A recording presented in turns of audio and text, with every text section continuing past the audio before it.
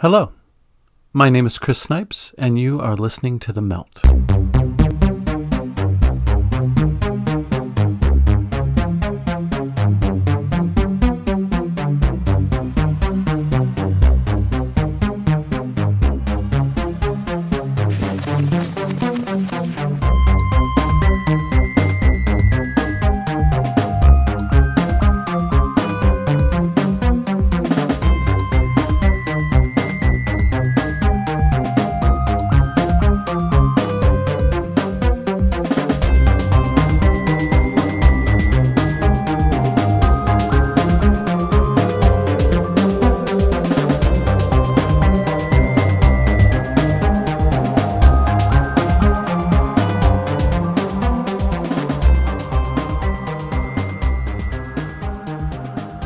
Some of you may remember in the late 70s, early 80s, when the punk rock movement was in full swing.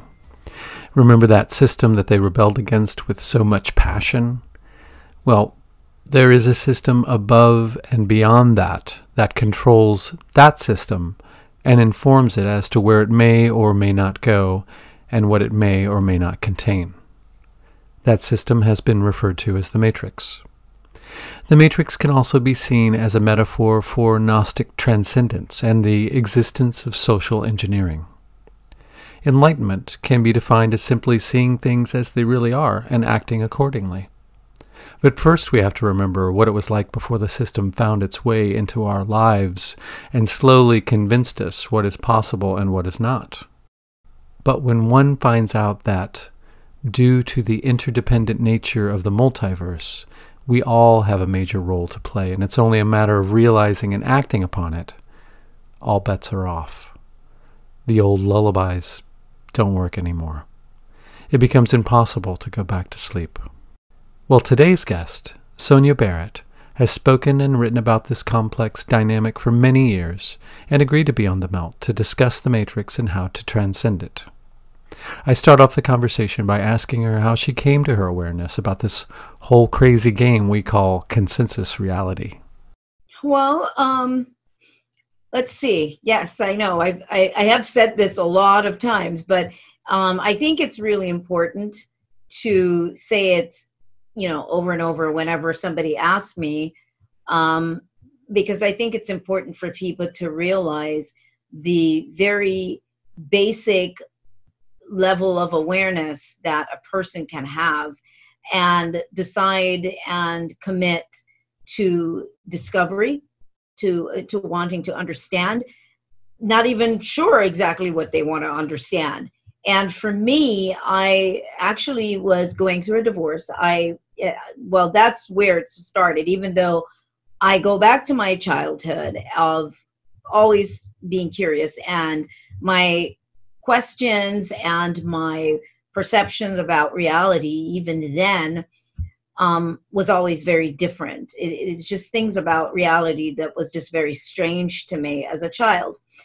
However, as a teenager, I kind of started delving into some things more like Edgar Casey's work and, the Bermuda Triangle. So there was this curiosity.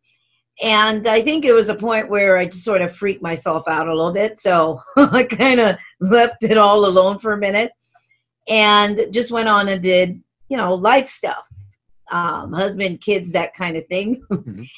And so in 1992, I went through a divorce, and coming from a very, what should I say? It was a very stressful period, very stressful marriage, very stressful relationship.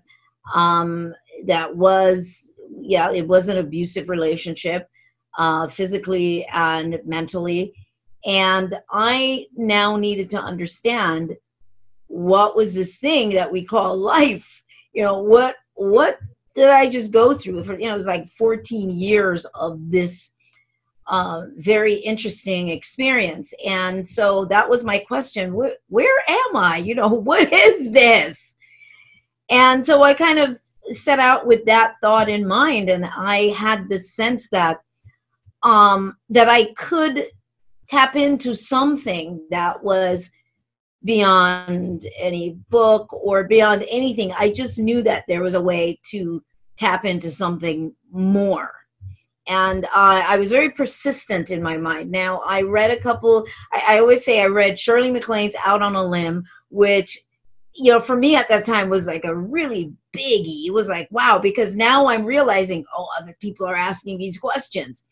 Out on a Limb, Dancing in the Light. Then I read Masters of the Far East. I think I read book 1 and book 2, which I was aware of those books because my parents, when I was a child and they were in the church, I remember that being this book that they were passing around quietly because it just was unheard of. You weren't supposed to. So at that point now, I decided I'm going to take a look at that. And it just was, there were things about this information that was really connecting with me. Then I also went through my Bible a little bit again because I grew up in the church, and I thought, well, maybe let me see, what could I be missing still? There are some things in here that maybe there's a misinterpretation. So I did that. Then I took everything and put it all away. Now I decide, you know what? There's got to be a way to really know. So I had no idea of how to meditate. So I just came to the table very raw. I knew this idea of just sitting and in a lotus position, and I don't know what's supposed to happen. I don't know what I'm supposed to do. However, I kept doing this thing. And I have to say, in the midst of all of that, because now I'm feeling something, but in the midst of all of that, I met this woman who said that she was a Wiccan. I had no idea what she's talking about. I'm thinking she's making Wicca baskets or something like that. I mean, that's just how ignorant I was with all of it. Sure. I don't know what she's talking about. Then she explained that she's, they're witches, they're, it's pagan. And one thing led to another anyway. And I remember one day she said, she wanted to come over to my house and have a couple of people come and do a guided meditation. I was already having my own experiences. Then we did that guided meditation, and I really feel like that guided meditation with her in that moment helped me to, on my own, also launch into this whole other experience. So one day I'm sitting and I'm doing my meditation. I'm sitting there, and suddenly I started to breathe, like a really deep inhale and exhale in a very different way. And then my hands started moving, and it was just the energy moving, I guess, through my hands. And now I look back and I understand it. Mm-hmm. And my whole being. And of course, in that moment when I was going with it, I'm just going with what I'm feeling, and I suddenly started to see or feel like I was now sort of in a way beyond or piercing a veil, I would say, piercing a veil that was beyond what my mind and my brain was used to seeing, what everybody was used to seeing. Now I feel like I was seeing beyond this construct. And it was just like, wow, it was just fascinating, that the whole feeling of it. And so with that said, I set out now every day, like a child in a candy store, to keep repeating this experience until I got really good at it. And then it began to blossom into a deeper sense of awareness and connection and a trusting. And over a 10-year period of doing this on my own, I had gotten to a point of being able to, I was writing down some of what I was understanding. And after a while, you start trusting what you're understanding. Eventually, things start to jump out at you that starts to connect the dots to verify that what you're understanding, with no science background, no physics background, what you're understanding, it makes sense. And so that's basically sort of how it happened. And I was just very committed to it and just curious and just went with it until I got really, I don't want to use the word good at it, but I got really proficient. I used to go and lay down at one point. I would have a question, or I would feel like there's like information, like I was going to tap into something more, something deeper in terms of information. And so I would go and I would lie down, and I would not go to sleep, but I would go into this in-between state. Now, mind you, I didn't know anything about hypnagogic state or anything like that. It's like years later that I sort of got a more of a scientific understanding as to this in-between state and being able to tap in. And to cut a long story short, but that's sort of how it began for me, just from ground zero of doing this with no workshops or anything. It was just ground zero. That, Chris, has allowed me to really, tell other people that it is all right, that we really can tap into information, profound information, and that it's all possible. And it's not hearsay. It's like I do it all the time, where I don't have to go sit and meditate to tap in. It's like you're always there. Like I'm always there. It's like it's just part of who I am and my life. So I hope that gives you an idea. Absolutely. And through this process is when you realize that reality is a lot more co-collaborative than we are kind of told, kind of trained when we're growing up. Right. And over the years, I've gone into deeper and deeper levels of understanding. But yes, to realize that you're living a prescribed, is a word I like to use. We're living a prescribed version and interpretation of reality, and that our brains, our minds are wired to a blueprint of reality. And then we have our own unique version of reality as well. We put uniqueness to it, but then there's a base interpretation of reality that everybody is sort of networked into a particular belief system, or like I like to call it, sort of a default version of reality. And I think what's interesting too is the realization that our brains look for patterns. And I think that in itself, even if you go, I don't understand a lot of this stuff, you just go look it up. You see that your brain looks for patterns, all right? Well, so what's the pattern? You've got a pattern of reality that you are wired to. And that pattern also includes just very basic things like your house, the manner in which you organize your house, down to your cupboards. And we can use that example and get a real feeling for how we react to change by simply realizing our reaction if we walk in and someone has rearranged our house. A lot of times we get very annoyed. I mean, even just moving cups in one cupboard to another, because you've got this blueprint of what everything looks like, and then you're okay with it, and then somebody changes it, and then we get really annoyed because now we have to readjust to this new arrangement, and so we get really frustrated. That's anything, a chair, anything. And so we're in this relationship with animate and inanimate objects. It's really interesting how we are wired to our stuff. And our stuff is part of our program, our blueprint, our pattern base. So it's this really interesting network, the bigger network, and how we are networked into reality, our jobs, the grocery store, the cashier that you see every time you go to the store, how it throws us off sometimes when we hear that our neighbor is moving, even though we don't really talk to them. We don't like things being shifted from our reality. We don't like things changing around, and that's why change is so uncomfortable for us, because it disrupts the pattern that we can count on, the reliability of a base reality. in it, we don't like anything that disrupts it or, enter into the unknown. But this is known. Every day I'm going to come home. Yes, it's miserable. Yes, I don't like my house. Yes, this is happening. Yeah, but you are used to it. You know it.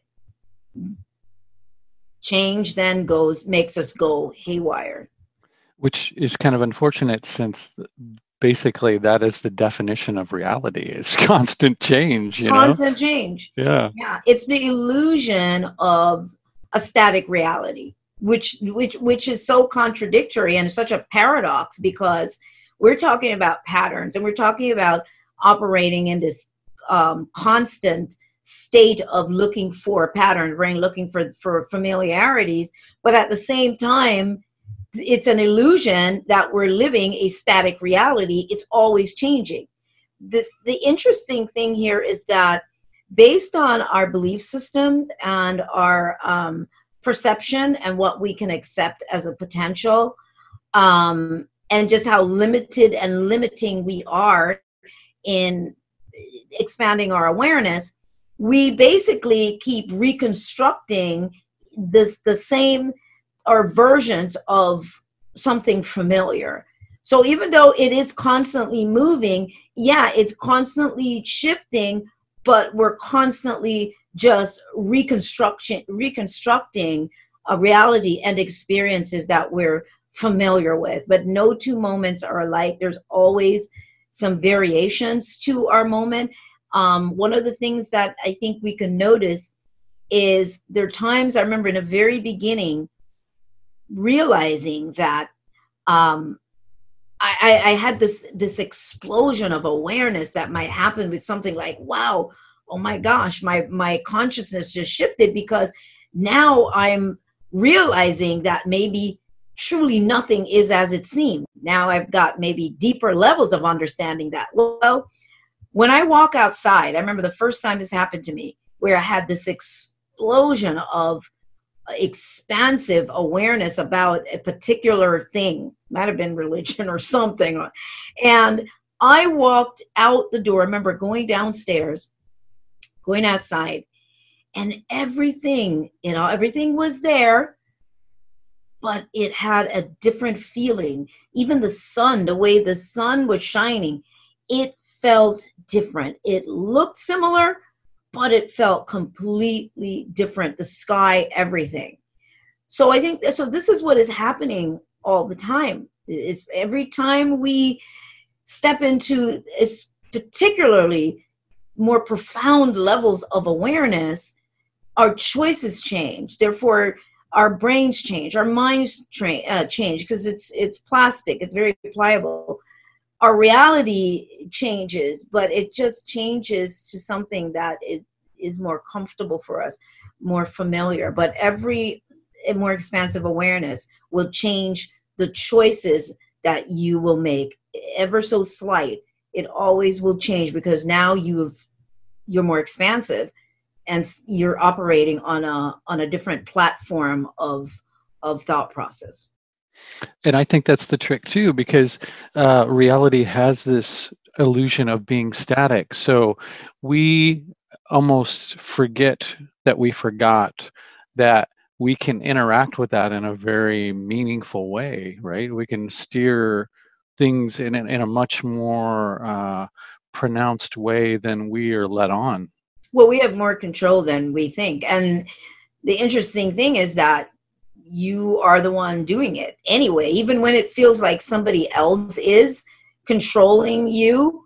And yet I'm not saying that doesn't happen, but we have to understand the steps involved to even make that possible. So with our own power, we give our power away. So even in that moment, it's you using your own power, your own control to say, here, I'm going to experience this illusion of having no power. And so therefore, you get this experience where you feel like somebody else is controlling what you do in your life, and you don't know what to do, because we've completely shut that part off of personal power and master power. And obviously, of course, who we are beyond these bodies. So it is very interesting, because it's all just this incredible paradox of real and unreal, and what we choose to crystallize as the reality that we're going to interact with. And it's almost like we're unconsciously encouraged not to push back. Absolutely, because that's the game. Mm-hmm. That's the human game, is to run. If we go with, looking at this as a computer program, which is how we're designing, technologies based on this construct anyway.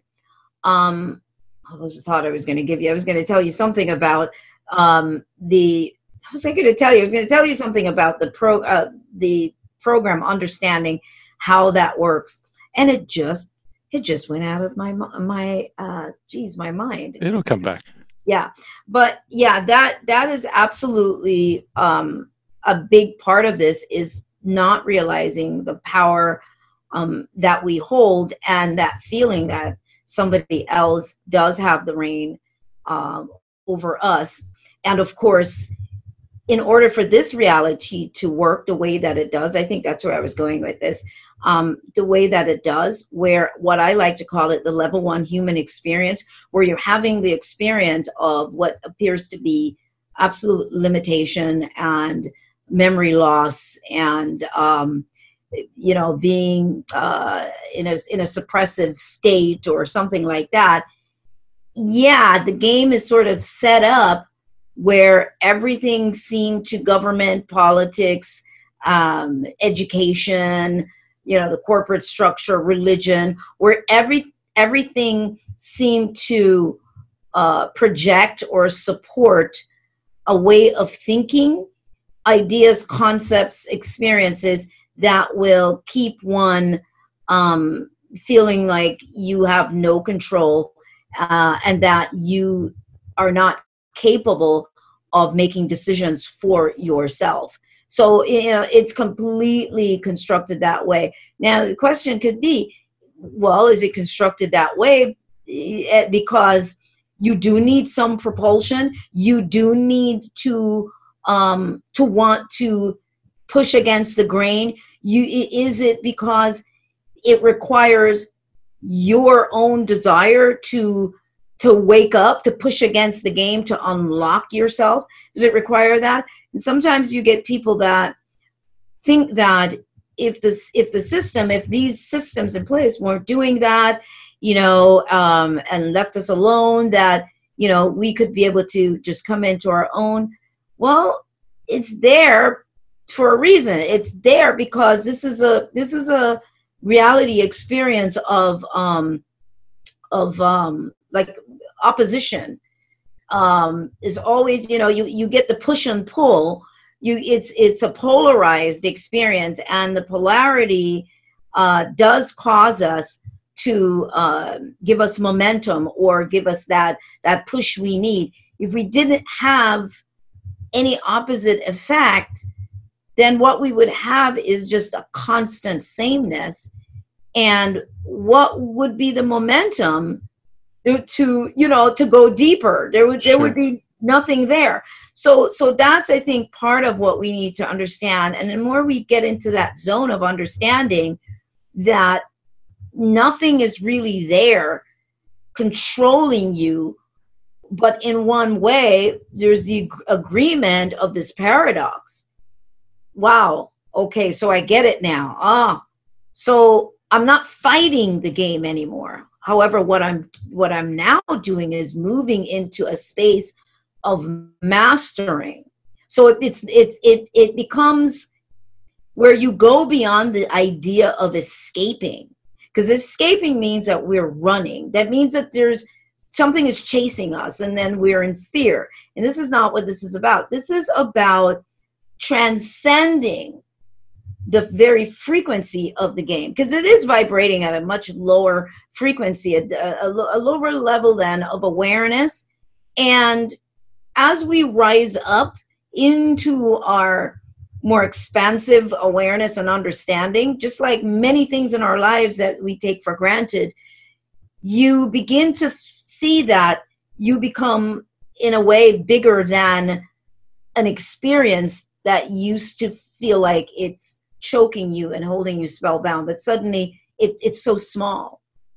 And this is where the game begins to take you as we become more aware and take more ownership of who we are on a more profound level beyond this construct. All of this starts to become minuscule to us. And you don't hate the game anymore, because hating the game only serves to basically make you feel like you're trapped there. I say the game is criminal. I always say that. I'm like, this is criminal. It's like a setup. Do you think that this illusion of duality that you were talking about is a consequence of somebody that has a worldview that's matter-centric? Does that make any sense? Okay, say that again. You're saying, yeah, say that again. Do you think that the illusion of duality that many are plagued with, a good and a bad, a push and a pull, is a consequence of a worldview that's very matter-centric? Meaning that, yeah, you know what I mean? More matter-based, 3D. Yeah, like what you see is all there is. Right. And again, that becomes necessary because you come in, once again, you come into the game, you agree, you come into the game, and to get the full effect of the game, apparently all those of us that have come in and experienced everything that you're saying, it's how you get the full effect of the game. You're like, okay, well, I'm going to come in, and in order to know how all of this works and what it is to be human, you come in and you have these experiences. Now, could you really know what the game is really like if you didn't come in and do it?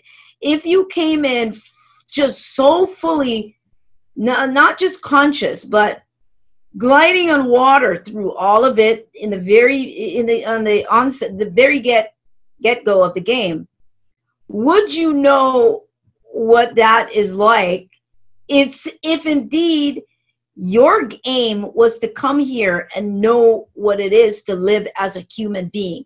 Could you really know? You know the outcome, you know all of this, but then the journey is always about the journey, the experiences. The journey provides the actual experiences that gets processed through the sensory system we call a body. And that's the reason for the design of the body, to process electrochemical impulses. We process our emotions and our feelings through it. It's wired for that. It's designed for that. Outside of that, you can't really feel that. You can't really know, because you don't have this particular mechanism operating in to know what those sensations are like. So it's necessary, but some people are here to just do that, and they die under the same sense of limitations. And then some of us are here to just go, oh, okay, yeah, I get it. I've been through all of that. I get it now. Now the deprogramming, or now the transcending beyond the programs, because we all are, I guess I use the word sometimes, infected. We all have this program running through us.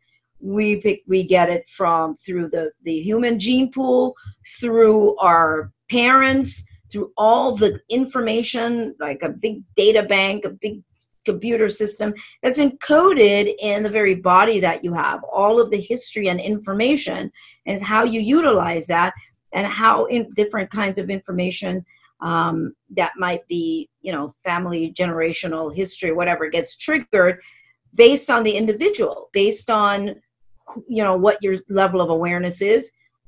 Certain things are triggered in the body system, and it may show up as illness or a problem or whatever. So the whole design is really just it's incredible. It's just an incredible, intricate game that's simple and complex all at the same time.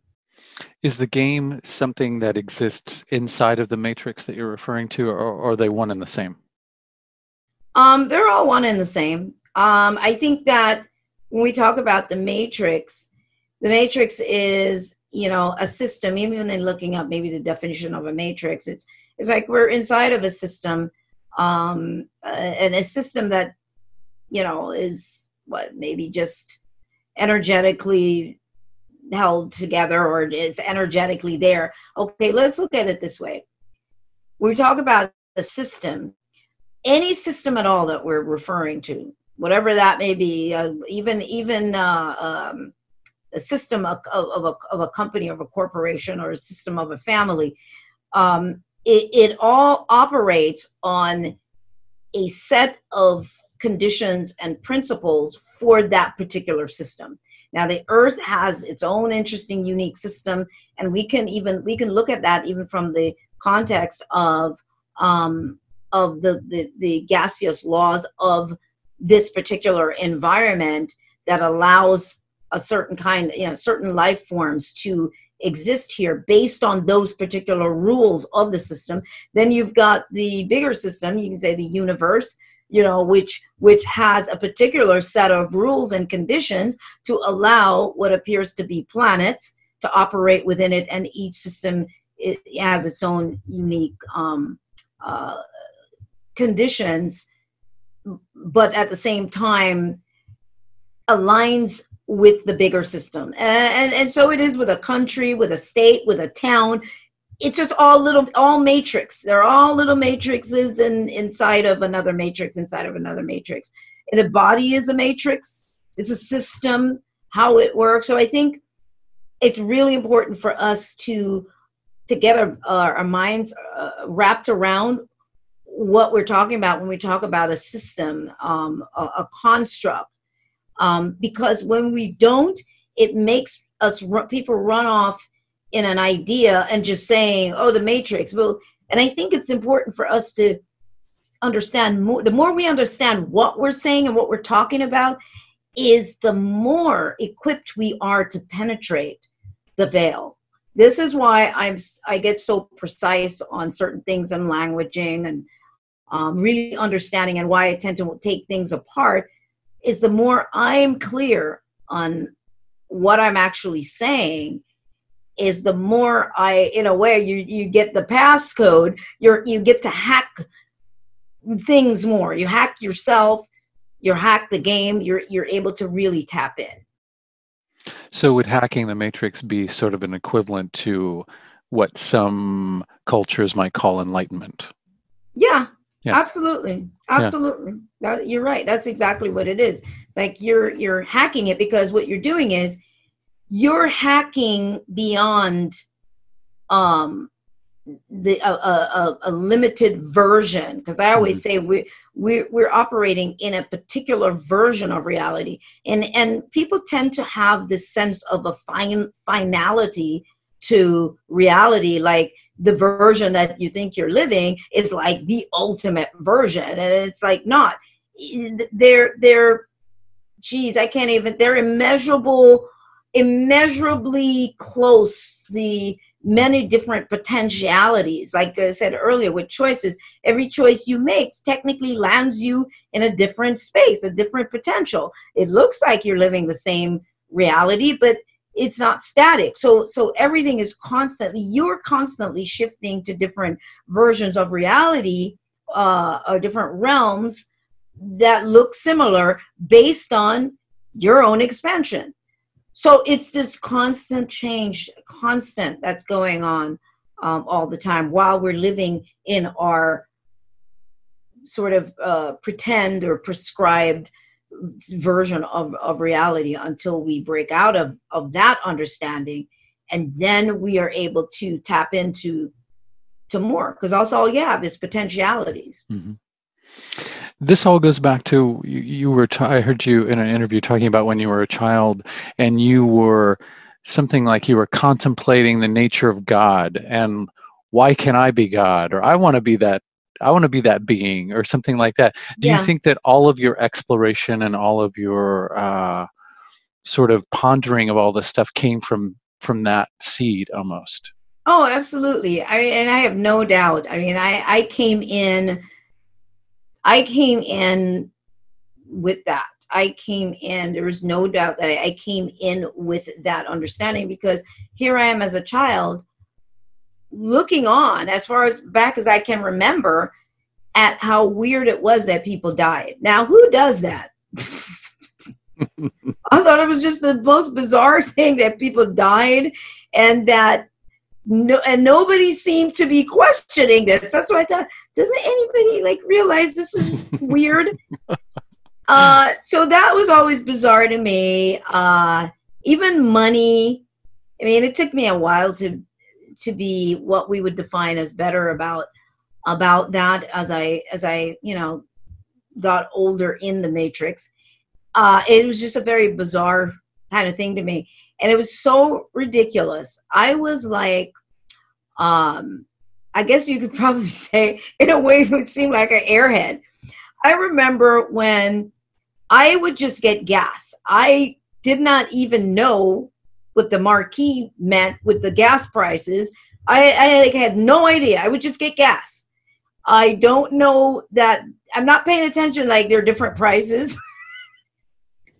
You got to get gas anyway. I mean, I get gas, and I still feel like, I'm like, everybody goes, gas prices are so high. Yeah. I'm like, yeah, but you're going to buy it. Exactly. So why stop and think about it, you know? I know. Or it's funny because my husband used to always go, well, gas prices, they're going to be going up like in the next 2 days. You need to get gas.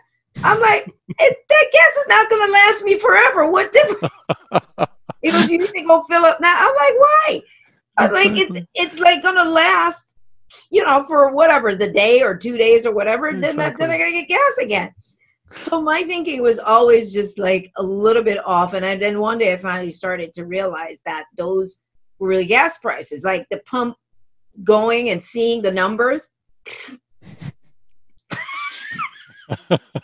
Like, okay, I just know it stopped when, whatever gas I bought, it stopped there, and that's all I was aware of. It stopped there, and I got the gas, and I did not know it's like actually counting how many gallons and stuff. I had no idea.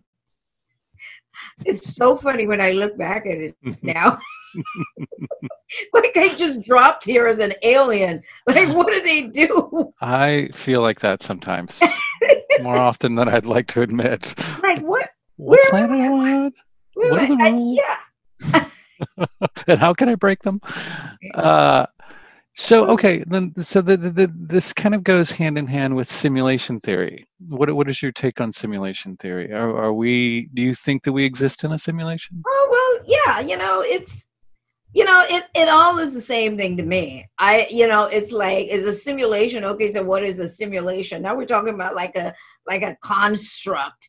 So then is that the same thing as the matrix? So then that's a system, that's a construct, an idea. Where are we? Who is we? I mean, I can get really crazy on it because when I do workshops, when we do workshops or live gatherings, that's how it gets, like that kind of what somebody would say crazy, because it is about peeling everything away, and it's like, who's we? What are you talking about? What are we talking about? Who's the we that's talking? So we start looking at all of that in order to actually begin to, I think, go beyond this idea of this body, because I think that's where everybody gets sort of stuck with the I, the body. They're identifying with the body, like, no, we couldn't be in a simulation. What do you mean we're in a simulation? Well, who's we? What are you talking about?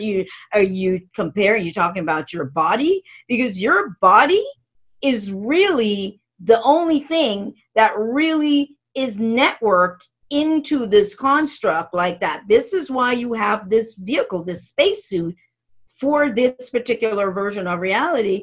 This is how you're able to be networked into the bigger system. So you and I, or what appears to be you and I and everybody else, can seem to have a similar interpretation or version of reality. And so when you start really breaking all of that down, sometimes it does make you just step back and there's nothing to say. You just shut up. It's like, okay. And so, yeah, so for me, because people go, oh, you'll just rattle it off. Okay, well, this is what happened when I was able to go into that awareness or awakened understanding and went through this whole other stage of awareness, then everything is just kind of sort of accessible. Like I can see all kinds of things without necessarily seeing them. I see them, I understand them. It just becomes really clear.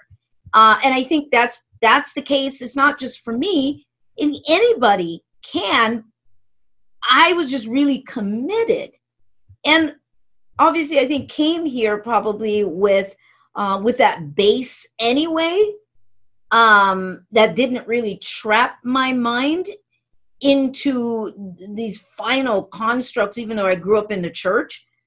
And for some people, they're really trapped in these final concepts about reality, and they'll fight you on it. And, it just can't be that way. But then they go, well, yeah, because God is everything.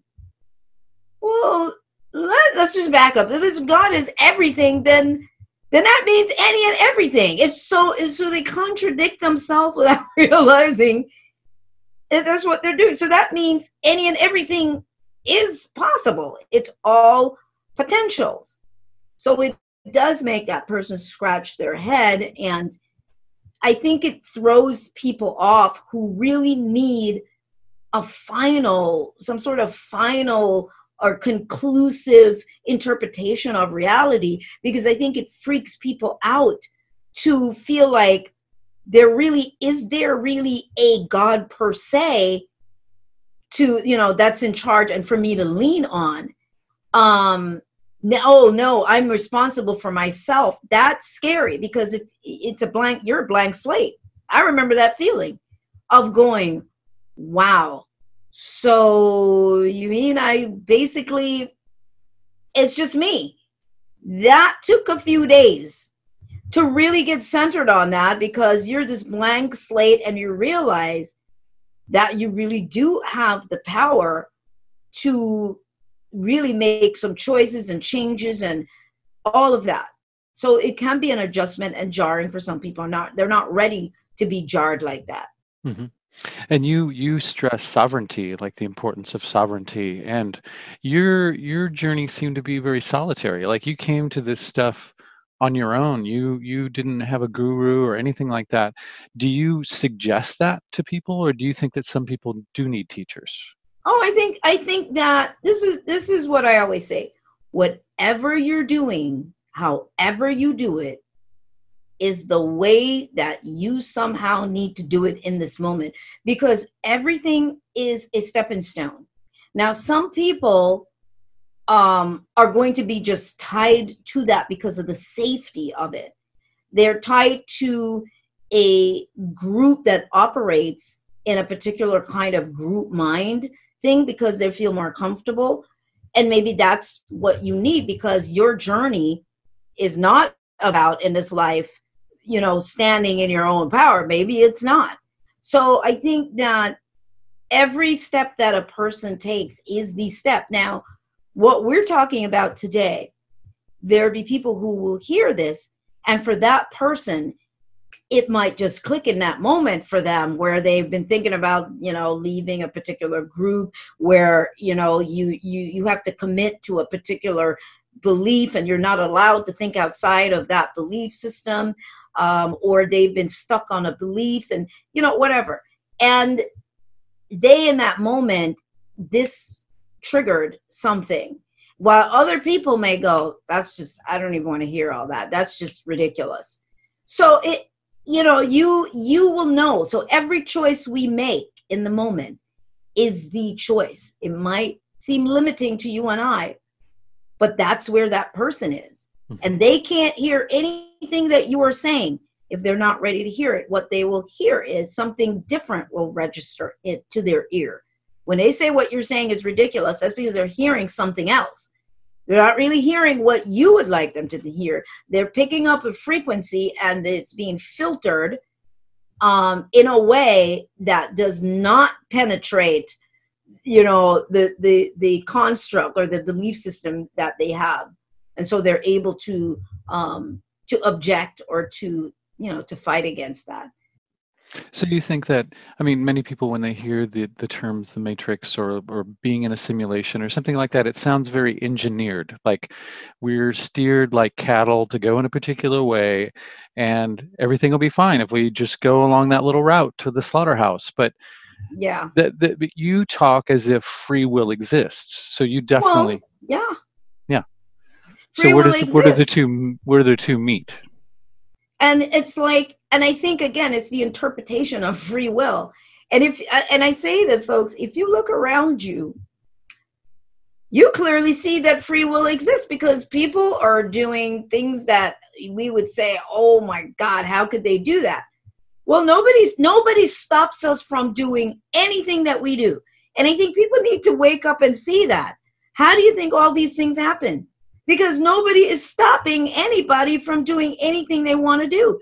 You get to do it. Now, you may have to deal with, and I'm using the word deal with, the reaction, or what we might also define as the consequences. But for every action, there's a reaction. Now, whatever that reaction is that you may encounter based on your action. But the fact is, nobody is being stopped from doing anything they want to do. And I think the sooner we come to that understanding, when you look around you, nobody's stopping human beings from doing anything that you and I can think of and not think of. People are doing it. Now, if there was no free will, then there would just be a construct, and we have to operate based on the idea of the 10 Commandments, and we don't do anything outside of the 10 Commandments. But obviously, the only reason why that whole idea of the 10 Commandments and rules and laws exist, even in our basic world, our basic matrix, our basic system, governmental system, is to help people to operate within a certain behavior so that we don't become unraveled. That's the purpose for rules and laws, is to help people to have this fear of consequences, because they're afraid that the animal nature or the nature of human beings, or even a human being discovering all of its power, will become unleashed. So we have these constructs, we have these guidelines for us to operate within. But we have free will. Just, yeah. What do you think with this dynamic that seems to be taking place in our society right now, where it's very easy to point fingers at other people because they offended me or they hurt my feelings or something like that? Do you think that that's sort of antithetical to sovereignty and being present and aware in your life and in your actions? Yeah, we are a very trendy society. We go through trends and themes, and right now, one of the themes and the trends is sensitivity, fragility. People are much more emotionally fragile. We're super sensitive. Our feelings get hurt. It's just a lot of monitoring of what we say, how we say it. That's where we are right now. But the truth of it is, it really comes down to you as an individual in terms of your own power and how you feel about yourself. That is a game changer in terms of what you interact with, the kinds of experiences that you really draw to you and what you interact with. I really see that, and that's also scientific in the sense of, again, pattern based. If we look at what the brain looks for, the brain looks for patterns. So everything is sort of designed to based on resonance. What do you resonate with? And so looking for resonance, that field is there of you and how vulnerable and fragile you are in terms of your feelings, how you feel about yourself. So you find that you're constantly interacting with situations that make you confirm how you feel about yourself, or if, you know, being treated like a doormat, or people picking on you, or you know, people breaking into your house all the time, or crimes. You have to look at the pattern. We have to stop and start looking at the patterns in our lives, whether it be relationships, whether it be jobs, family, your kids, just your business. We have to be honest with ourselves, not blame ourselves. That's not what I'm talking about. But the honesty factor of looking at the truth of what I believe about myself, my life, my worth, my value, my all of that. And then you will see the patterns, how they've been lining up over the years, the repeat of these experiences, and the feeling that comes from that every time something like that happens. It's like people like, oh, I don't know why this always happens to me. You know, I'm a good person. I try to be nice to everyone, and I always get the end of the stick. And then you find people to validate that, and they go, yeah, I know. And now you get more people, and now you run into another situation, same thing again. And you keep trying to convince yourself that you're such a good person. Why does this happen to me? And I always say the first thing you need to throw out is that good person program. Just dump it. Because you being a good person, I can tell you right now, is based on a set of constructs and prescription or prescribed ideas and concepts as to what identifies a good person. What does that look like? And so you end up wearing a mask. So when we can back up and we start to see this, well, what do I even mean by being a good person? Turning the other cheek, doing things when I don't feel like it for other people, and then complaining about how you did it, but you didn't feel like it. We have to start assessing all of that. What the hell does that mean? Well, how about if I don't feel like driving that person there anymore? I do it all the time. How about if I just own that? I don't want to. And then how does that feel? Well, that's going to be freeing. And then you start operating based on the truth of how you really feel. Now you start to come more into this authentic version of yourself, and you don't have to worry about all this external validations and what people hurting your feelings. And as a matter of fact, it stops. It stops because the resonating feel for a lot of that goes away. It goes away. Those people that normally would have come your way, now they get to go to somebody else and provide that experience. And that's how it works. And it just keeps going like that. But if we're not honest with ourselves, we're not going to be able to see the truth of how we are arriving at these particular points and moments in our lives, and stop blaming it on other people. It's how we take back our power. You take back your power because you no longer have to use that much energy, that much of your power to keep supporting that belief system about you, about yourself.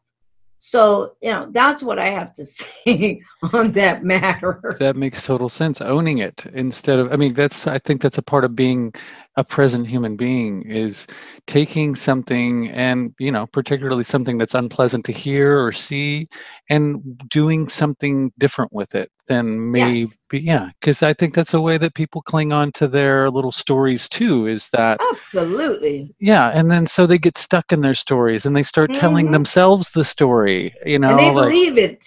Absolutely. And it becomes concretized. Right. And then they're converted. Yeah, absolutely. Transmuted into something that's more positive for yourself. That's usable. Right. Yes. Absolutely. It's like, I always say, convert it into usable emotional currency. Absolutely.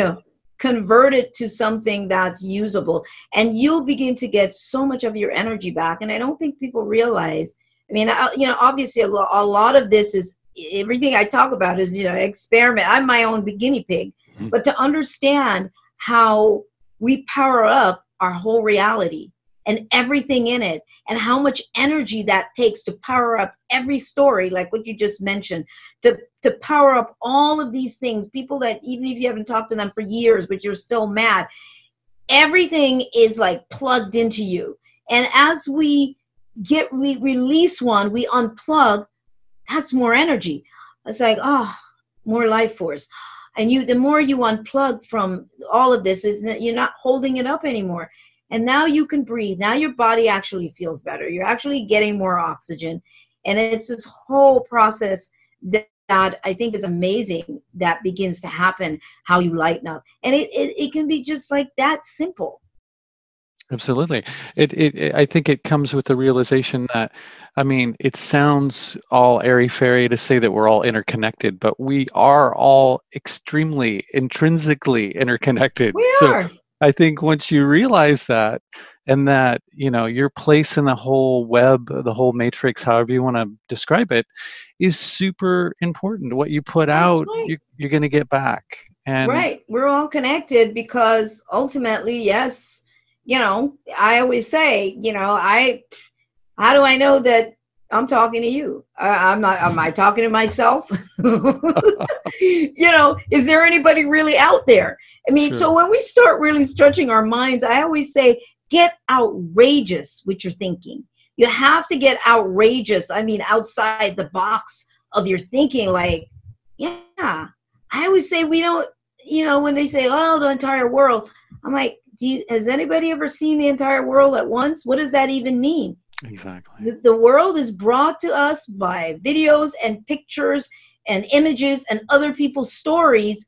And that's how the world gets constructed for us. Yep. Until we go to Egypt or, you know, Timbuktu, it doesn't exist until you're actually there. Everything else is what we're told. So we construct this idea of what the world looks like or what a particular place looks like. That's all it is. That's why the media, that's why they work so hard with making sure that you get the news. You get the news because through the news, there's certain things that need to be reinforced in a human being all the time. We got to make sure you know, there's fear. And I always say, and for some people, they might go, wow, that sounds insensitive. But no, it's not. I thought to myself, why do I even need to know that this person's house was burglarized in Timbuktu? What do I do with that information now? What do I do with that? The information is supposed to stir fear in you. Mm-hmm. Then maybe while you're being stirred, there's a commercial for a security system. Yep. Now you've got to, you know how we are about our stuff. We've got to protect our stuff. We've got to secure everything. We got to make sure. So that's how we're operating based on what I like to say is reality is marketed to us all the time. It constantly. Reality is marketed to us, and it's a particular version of reality that is constantly marketed to us. And until we realize that reality is marketed to us, you won't stop and see the interpretation of reality that you've been running and what your fears are and where does that even come from. Yep. That's how we take back our power. Absolutely. And I disengaged from media a long time ago. I rarely listen to or watch the news because, as you said, I mean, actual useful information does most of it contain? Nothing. Like hearing about a plane crash in Bangladesh. So what is that going to do for me? It's not going to reinforce the program. That's all. Yeah, exactly. So when you start to look at things like that, particularly the news, but even things like sitcoms, they're basically advertisements for consensus reality. Like, this is how guys behave. This is how women behave. This is how they interact together. Like, this is what guys are supposed to like. This is what women are supposed to like. It's ridiculous. And once you start seeing that, you can't. That's right. Yeah, you can't. It's you realize how reality. It's a prescribed version and interpretation of reality that is, again, like you said, it's constantly reinforced. So for me, one day I started to say to myself, how do I even know that why do I like that color? I mean, I really just said that to myself. I'm like, how do I know I even like this? Why? And that to me was like, that just threw me, because I was like, wow, so is my whole everything just made up, just a composite of all of this information that's been projected to me, since I was a kid. That part of me, of course, has a clear understanding, but you see your interaction with the system and the matrix, and you're like, wow. And that's exactly how we're living. It's and it's distraction after distraction, not enough time to for some people to really stop and think. And you have to belong to, what church you belong to, what religion are you a part of. There's just some things that, what insurance, what's your insurance carrier, your life insurance carrier, your 401k, your this. There are just some constructs there that are there to drive the economic machine. Yes. How long people live, it's suggested through the commercials. I can watch TV now because I am fascinated when I watch it. So I watch certain things from a different place, and I'm like fascinated. I start laughing. So my husband, he's used to it now. I'm like, oh my God, this is hysterical. If you're between the ages of, I love those. If you're between the ages of like 40 and 80, and I love the fact that they never go past like 80, maybe 85, because that's a suggested age. That's it. That's a suggestion right there. Yep. Let's just make some money off of you up until that point right there. So it's like people need to just stop and just pay attention. Look around you. What are you buying into? Absolutely. Go out and talk to people. Go out and test reality firsthand. Don't test reality. Yes, I like that. Absolutely. I mean, I think it's, people think it's fine and dandy for other people to question their realities, but I think the more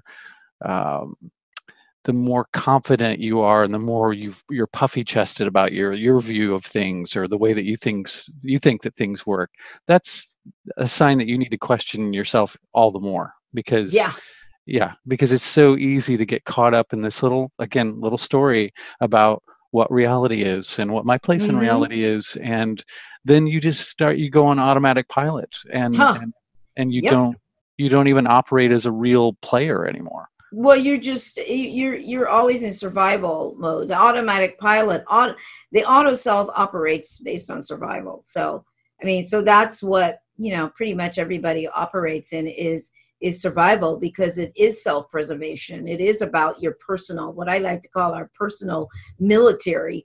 It's always on guard to defend. We're always on guard to defend, to make sure nobody's saying, we scan. Make sure nobody's saying anything about us. Make sure that this isn't happening to us. So we're constantly in a scan mode to make sure that we're ready for war. And I find all of that fascinating, because I had to assess myself. I had to pay attention to my thinking process and my reaction to certain things, and people. And to see when my robot mind, that robot self, goes into action. And it's like, wow, this is fascinating. I did a workshop a few years back, and it's called Reading the Data Stream. And I always encourage people to get that workshop. It was a short workshop. I think it was like 2 hours. But it's reading the data stream, and it's really talking about learning to read your life and everything around it like a computer printout. People that you encounter, it's like even bumping into somebody on the street. Everything is a computer printout of that inner part of yourself, showing you what you think and where you are. So everything is a printout, but it's learning how to read your world. Yes, that's great advice. I know that we're rounding up on an hour here. Is there any, like a short list, and I know that's ridiculous to say, but of sort of things that you do to sort of keep awake, keep aware, keep in the present, and disengage from the thing that we've been calling the matrix? Phew, gosh, that's a good question.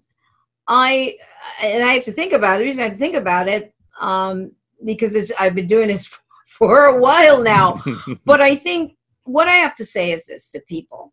I think that this is about commitment, desire, thirst for knowledge. I think that you have to start there. I think that when you start there, that's the glue. That's the glue that will cause you to begin to shift away from certain kinds of thinking, certain behavior, in sort of, and encourage you to begin to be more aware of your thought process and who you are in each moment. But if you're not committed to wanting to know, and you don't have a big desire that drives you to understand reality beyond, what it appears to be, it's going to be very tough, because you're not standing on solid ground. It means the ground you stand on is very wishy-washy and very shaky.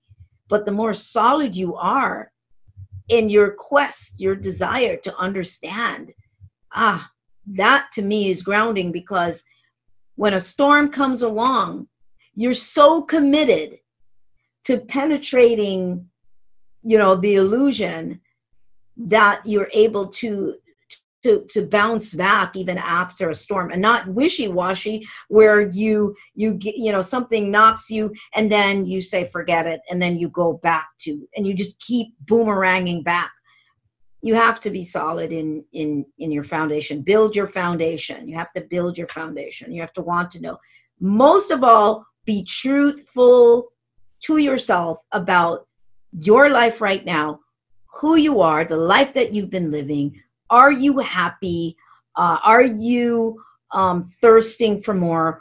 Or are you just content with a very limited version of reality? Are you just living in a state of contentment? I think those are things that you need to examine. Fantastic. I love it. Mm-hmm. Thank you so much for sitting down and talking with me and sharing your wonderful thoughts. Where may any of the listeners go to find your stuff online, or to read more about what you're up to? TheRealSoniaBarrett.com is my main website. And I do encourage folks to go to TheRealSoniaBarrett.com. There's tons of articles, as you know, there. I mean, the articles go as far back as 2001. I mean, I leave them there because, they do show a trail of my own growth with what I used to write. I've written tons of stuff. All the workshops that I've ever done, they're there as a trail for people to be able to order those if they want to. And everything is in steps. So it's a progression. I never do the same workshop twice. In 12 years, I keep evolving the information.